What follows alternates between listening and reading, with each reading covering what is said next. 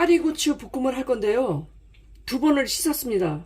깨끗한 상태라서 한 더러우면 3번 씻어야 되겠죠? 2번 씻었어요. 이 껍질을 씻은 다음에 이렇게 따면 돼요. 그냥 이런 식으로 따시면 됩니다. 이렇게.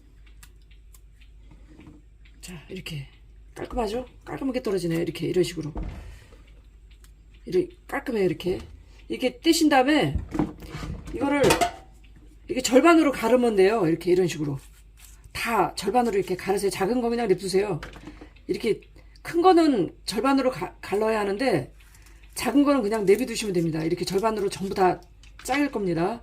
작은 거는 한 요 정도 길이 나오는 게 있어요. 조그만 거 앙증맞은 거 그런 거는 그냥 넣으시면 돼요. 그냥 자르지 말고 이런 식으로 다 자를 겁니다.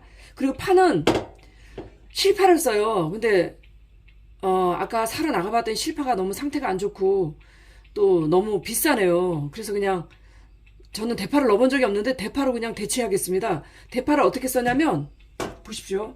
대파 한 뿌리 정도 될 것 같아요.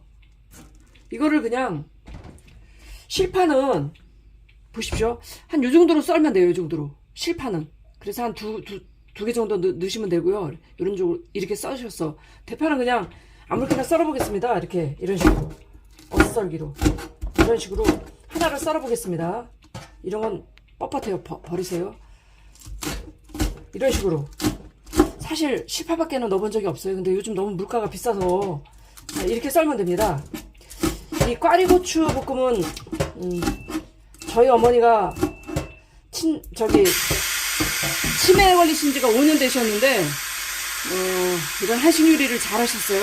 참 자식으로서는 가슴이 아픕니다. 자식들은. 그래서 저희 엄마 방식입니다. 조금 이따 마저 해보겠습니다. 제가 뭐 그램 킬로그램 이런 걸로 거의 안 해봐서 요리를 국그릇으로 2공기 정도 됩니다. 이 꽈리고추가.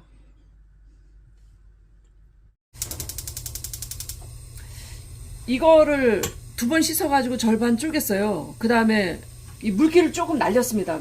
멸치 안 넣고요. 물기를 좀 날렸어요.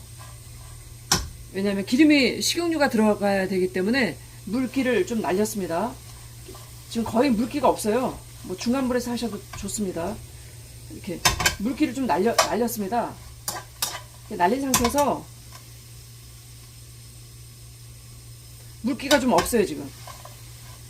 자, 이렇게 좀 물기를 날렸습니다.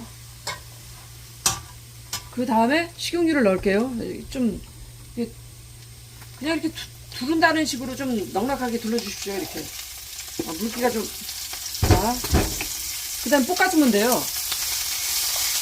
이 상태에서 볶아줘요. 이 고추를 먼저 볶은 다음에 저희 엄마는 그 다음에 멸치를 볶으시더라고요. 물론 저도 엄마한테 배워서 이 방법을 오랫동안 했었죠. 자, 이거 얘를 먼저 숨을 죽여요. 얘를 먼저 숨을 죽입니다. 불이 너무 세도 안 돼요. 중간 정도 불에서. 자, 숨을 죽여요. 기름이 조금, 얘도 좀 넉넉하게 두릅니다.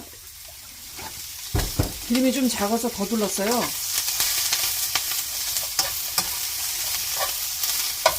불이 너무 세네. 자, 숨을 죽여요. 그래요. 이 고추가 이렇게 좀 딱딱할수록, 꽈리고추가 딱딱할수록 조금 매운 경향이 많습니다. 이렇게 여들여들한 거는 좀 이렇게 매운 게 좀 덜한데, 뭐 다 그렇지는 않지만 거의가 그래요. 자, 숨을 좀 죽였죠? 그 상태에서 멸치를 그냥 한 주먹 정도 넣겠습니다. 한 주먹. 작은 멸치, 이거보다 더 작아도 됩니다. 이 정도가 딱 좋은 것 같아요. 조금 더 넣어보겠습니다. 자, 멸치 넣었죠? 또 볶아요. 미원 안 넣으셔도 돼요. 근데 저는 조금 넣겠습니다. 미원도 다 떨어졌네. 자, 요 정도. 자, 미원 조금 넣고 다시 볶습니다. 이제 멸치를 볶아주는 거예요. 여기 환풍이 지금 안 되는 상태라 좀 맵습니다. 이제 멸치를 볶는다는 그 비린내를 날린다는 개념으로 볶아줍니다. 불이 너무 세요. 지금도 타네. 절대 태우지 마십시오. 타지 않았어요. 자, 멸치를 이제 좀 말려주는, 이렇게 좀 비린 것을 날린다는 느낌으로 이렇게 볶아줍니다. 저 같은 경우는 멸치가 조금 이거보다 큰 거는 별로 이렇게 선호하지 않습니다. 이거보다 좀 작거나 한 이 정도 크기가 좋은 것 같아요. 자, 멸치를 좀 비린 맛을 날려준다는 느낌 있잖아요. 그 느낌으로 이렇게 볶아줘요. 볶으신 다음에 보세요. 이제 양념을 할 겁니다. 불을 껐어요. 다시다를 좀 넣습니다. 한 3분의 1 다시다 넣고 자, 간장을 넣겠습니다. 이게 그 진간장이죠. 진간장 2번, 하나, 둘, 한 3번. 그 다음에 국간장이요. 조선간장 1스푼 넣어보겠습니다. 하나 반 넣겠습니다. 하나 반. 자, 그 다음에 또 볶아요. 그 다음에 마늘 넣고 볶아줍니다. 자, 보십시오. 불을 좀 중간 불로 해서 볶아요. 양념은 다 들어간 거예요. 자, 이제 간이 배도록 볶아요. 이렇게 중간 불에서 이렇게 볶아줍니다. 간이 배도록.